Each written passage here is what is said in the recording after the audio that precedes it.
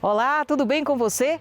Está no ar mais um Universiência, uma parceria entre a TV UESB e a TVE Bahia para a produção do primeiro programa brasileiro de TV aberta e internet, que é produzido em conjunto com as TVs e universidades públicas nordestinas. Tudo para você acompanhar a ciência que é produzida no Nordeste. Vem com a gente conferir o que tem para hoje. Cientistas da Universidade Estadual de Feira de Santana trazem um alerta. A caatinga, um bioma 100% brasileiro, está ameaçada. Uma nova espécie de anfíbio é descoberta nas belezas da Mata Atlântica na região da Bahia. E ainda, quais os efeitos da pandemia no exercício profissional dos comunicadores? Uma pesquisa faz uma análise bem interessante sobre a questão.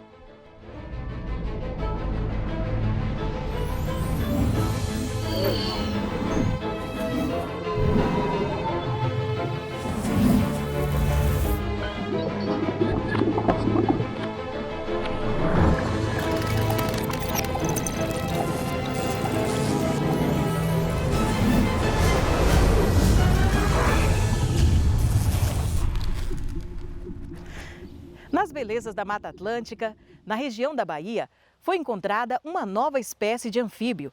Essa descoberta é fruto do trabalho árduo de cientistas da Universidade Estadual do Sudoeste da Bahia, em parceria com pesquisadores de outras universidades.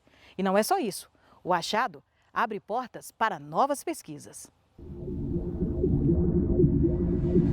Na época, minha orientadora era a professora Juliana Zina. E aí, uma das atividades de campo, que foi no Parque Estadual do Serra do Conduru, né, eu escutei o canto de que parecia ser um anfíbio, um canto diferente, que eu ainda nunca tinha escutado. Os anfíbios, sapos, rãs, pererecas, eles emitem, né, sons que a gente chama de cantos, né, ou vocalizações, com a finalidade, né, dos machos atraírem as fêmeas para se reproduzirem.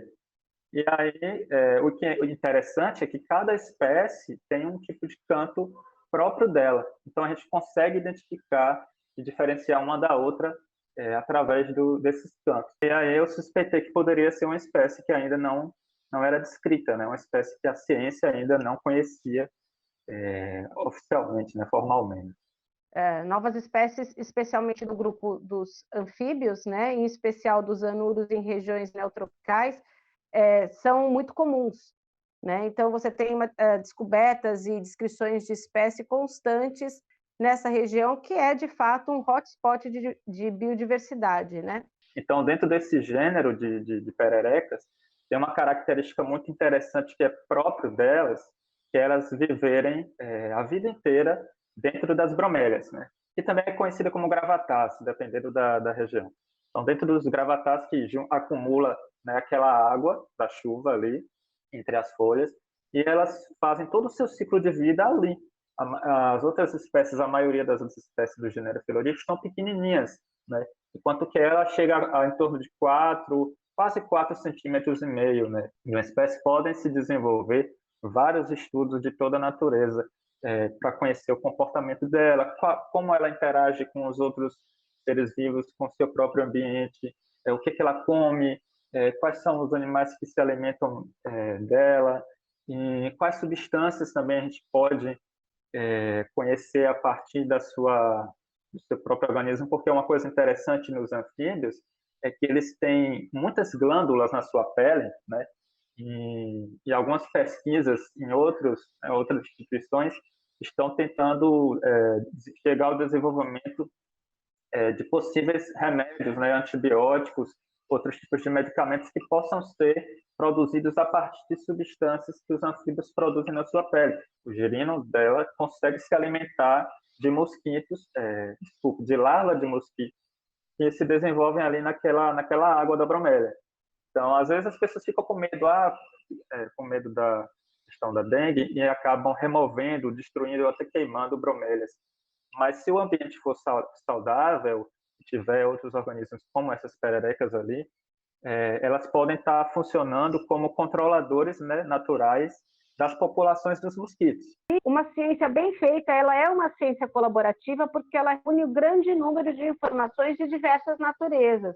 Então, eu posso dizer que a descrição do Phyllodytes magnus ela é uma descrição muito completa, porque ela envolveu aí essa colaboração. E essa colaboração ela é essencial, justamente porque só através dela que a gente consegue juntar num único trabalho essa quantidade imensa de informações, né? De informações de diversas naturezas, né? E parabéns aí aos nossos pesquisadores por mais essa descoberta. Bom, e daqui a pouco, uma pesquisa analisa as condições de trabalho dos jornalistas em plena pandemia. O Univerciência volta já já.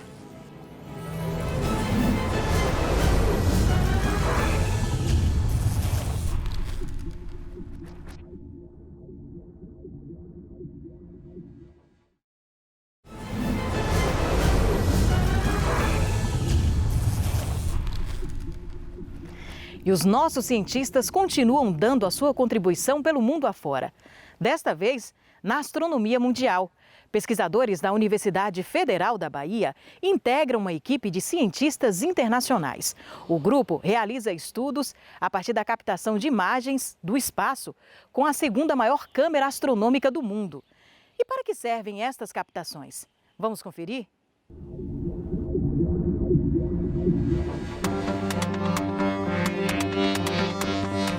A segunda maior câmera astronômica do mundo, a JPCam, captou sua primeira imagem do céu, que revela uma fotografia da galáxia de Andrômeda. O equipamento pertence ao grupo de pesquisa JPAS, que é liderado pelo Centro de Estudos de Física do Cosmos de Aragão, na Espanha, e conta também com um time de pesquisadores no Brasil, entre eles o Grupo de Gravitação e Cosmologia do Instituto de Física da UFBA. O JPAS é uma colaboração entre o Brasil e a Espanha que tem como principais objetivos obter informações de grande área do céu, coletando fótons emitidos por objetos como estrelas, galáxias, supernovas, quasares. Para isso, o Centro de Estudos Físicos do Cosmos, de Aragão, construiu o Observatório Astrofísico de Javalambre, na Serra de Javalambre, Espanha. Esse observatório conta com 2 telescópios, sendo o principal o JST T250. Ele tem 2,5 metros de diâmetro, permitindo fotografar simultaneamente uma área de 4,5 graus quadrados, o que é equivalente no plano do céu à área de aproximadamente 36 luas cheias. O projeto conta com um inovador sistema de 56 filtros de banda estreita, que permitirá reconstruir espectros e estimar o desvio para o vermelho da luz de diversos objetos muito distantes. Para dar conta de todas as peculiaridades ópticas e mecânicas desse telescópio, foi necessário projetar e produzir uma câmera específica, a chamada JPCam. A produção desta câmera marca um grande avanço da física e da engenharia brasileira, tendo como protagonista o Observatório Nacional do Rio de Janeiro, com participação importante da Universidade de São Paulo. A JPCam possui mais de 1,2 milhões de pixels distribuídos no mosaico de 14 detetores, que trabalham em condições de alto vácuo e a 110 graus Celsius negativos. Para visualizar uma de suas imagens em escala real, seria necessário reunir mais de 500 monitores Full HD. O JPAS promete ser um dos principais levantamentos de dados astrofísicos e cosmológicos desta década. A primeira imagem divulgada é muito animadora, pois demonstra a qualidade do complexo e inovador arranjo do telescópio câmera. Com isso, poderemos ter mais informações sobre a estrutura e formação da nossa galáxia, a Via Láctea, como também entender mais sobre a evolução, formação e evolução de outras galáxias, além de poder construir um mapa da distribuição dessas galáxias, com o qual poderemos testar teorias de evolução das estruturas, testar se a relatividade geral de Einstein de fato se aplica em largas escalas, estudar o comportamento da matéria escura, da energia escura, dentre diversos outros temas. O JPAS promete ser um dos principais levantamentos de dados astrofísicos e cosmológicos desta década, e nós estamos muito felizes de inserir a UFBA nessa importante colaboração.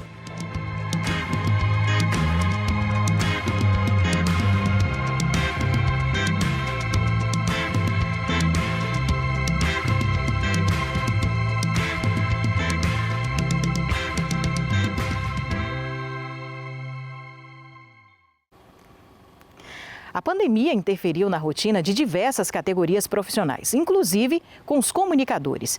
Uma pesquisa realizada pela Universidade Federal do Ceará analisou as principais mudanças na rotina de quem trabalha com a informação. Março de 2020, início da pandemia do Covid-19 no Brasil.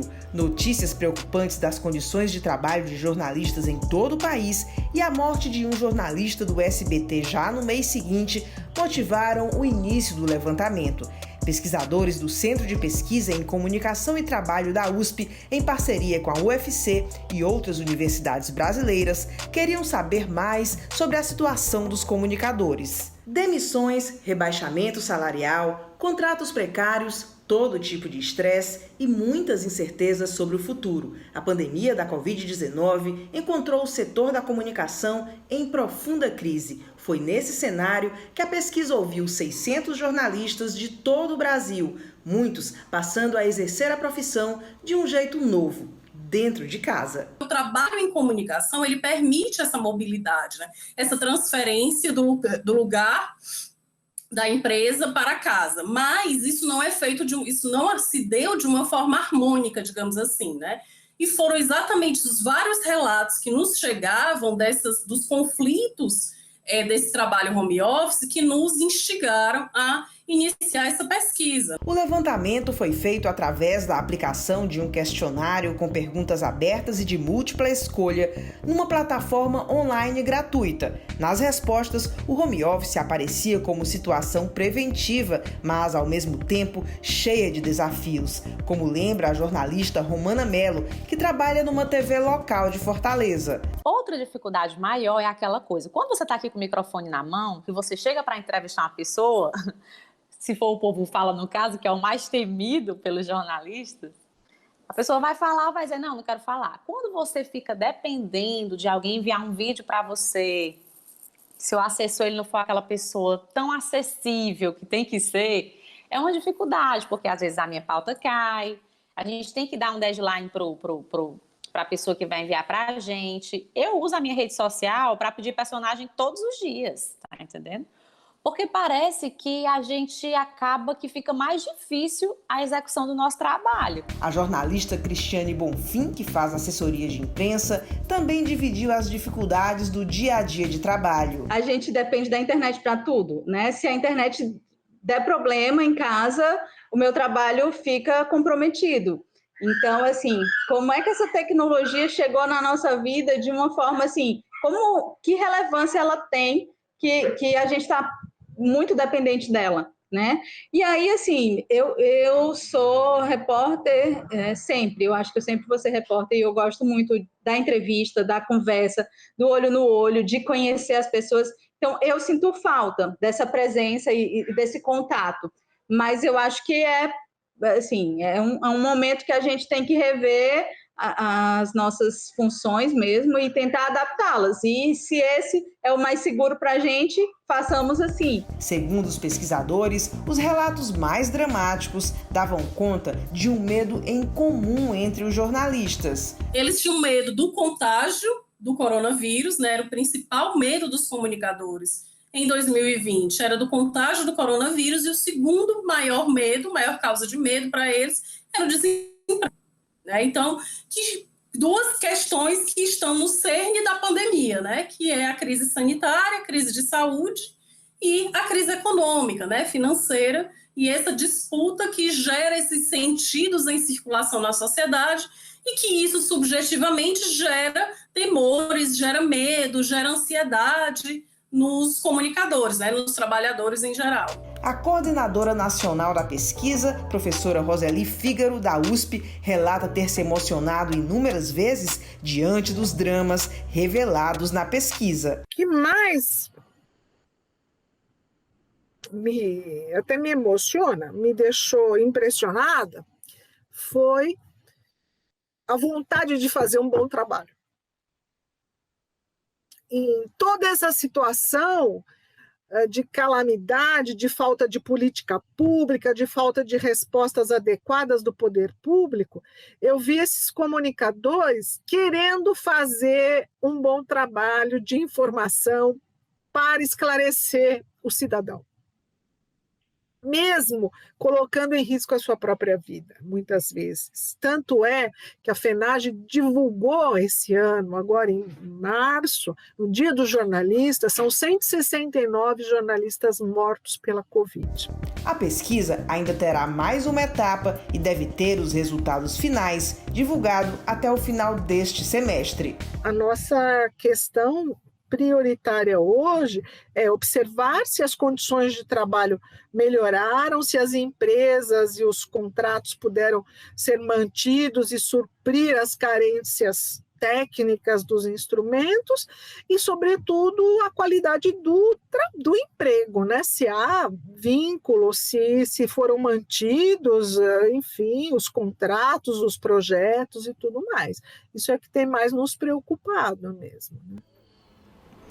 E depois do intervalo, um alerta. A Caatinga, o bioma 100% brasileiro, está ameaçada. E a Bahia é o estado do Nordeste que tem a maior área devastada. A gente volta já já.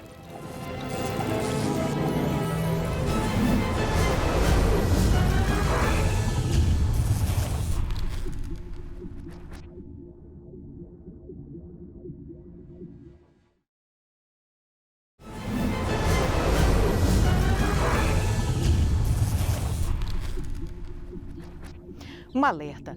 A Caatinga, o bioma 100% brasileiro, está ameaçada. E a Bahia é o estado do Nordeste que tem a maior área desmatada do bioma. E as informações fazem parte do raio-x do desmatamento e foram levantadas por pesquisadores da Universidade Estadual de Feira de Santana. Os cientistas desenvolveram o primeiro sistema de alerta de observação baseado em inteligência artificial, a partir da captação de imagens via satélite de florestas secas desmatadas.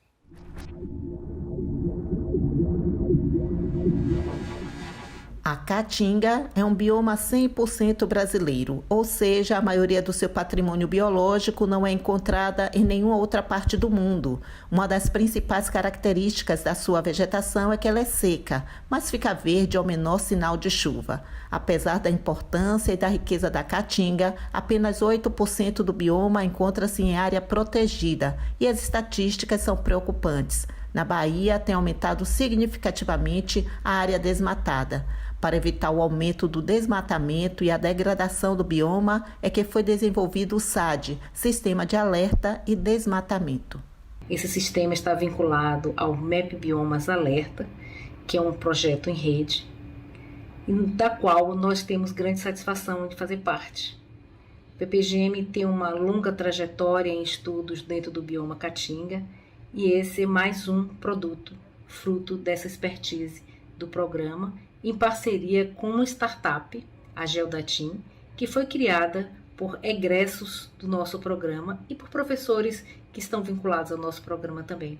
E sabe como os pesquisadores conseguiram esses dados? O SAD é a primeira ferramenta de monitoramento que se utiliza de dados coletados por satélites na observação das florestas secas, relatando e comunicando o ritmo de desmatamento registrado na região.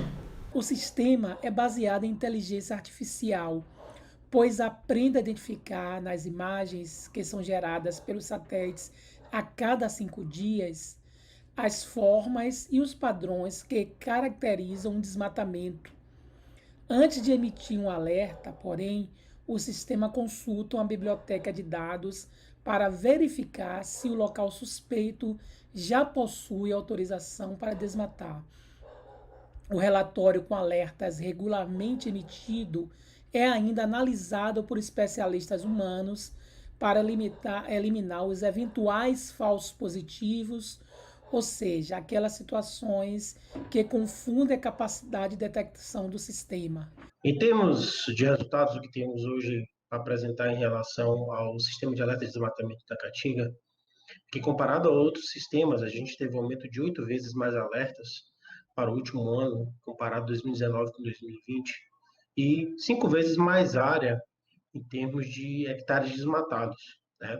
No total, nós podemos avaliar de que, como resultado, nós obtivemos cerca de 4.272 alertas para toda a distribuição associada ao bioma Caatinga, né? E um total de 61.373 hectares desmatados. Além disso, em relação ao ranking, né, associado ao número de alertas por estados, o que a gente chama a atenção aqui é que a Bahia é a campeã em número de alertas validados, né, seguido do Ceará, Piauí, Paraíba, Pernambuco, Rio Grande do Norte, Minas, Alagoas e Sergipe. E todos esses alertas estiveram relacionados a essas áreas aqui, que são hotspots de desmatamentos que foram calculados, né? O professor Washington explica também que o sistema que promove o raio-x do desmatamento utiliza modernos equipamentos com imagens geradas pela Agência Espacial Europeia com alto detalhamento. Após uma investigação, um estudo, a partir do conhecimento também de outros sistemas e de imagens, nós optamos por utilizar a imagem do sensor Sentinel para gerar o nosso sistema, o Sentinel-2. Esse sistema é gerado pela Agência Europeia, a Espacial Europeia. Ele produz imagens que chegam a ter um detalhamento de 10 metros e uma revisita de 5 dias. Então, se tratam de imagens bastante adequadas para esse tipo de observação e principalmente imagens gratuitas. E por que será que é tão difícil mapear as áreas secas do bioma da Caatinga, monitorar a devastação ambiental, mesmo com sensoramento remoto?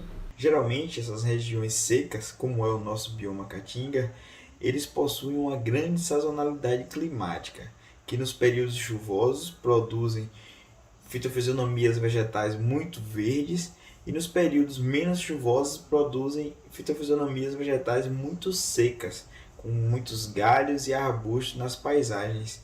E monitorar isso com sensoramento remoto é muito difícil, pois nos períodos úmidos a gente tem forte influência dos fatores atmosféricos, como nuvens, e nos períodos secos a gente tem uma grande confusão espectral que é derivada da grande mistura que existe entre os galhos, os arbustos e o próprio solo exposto.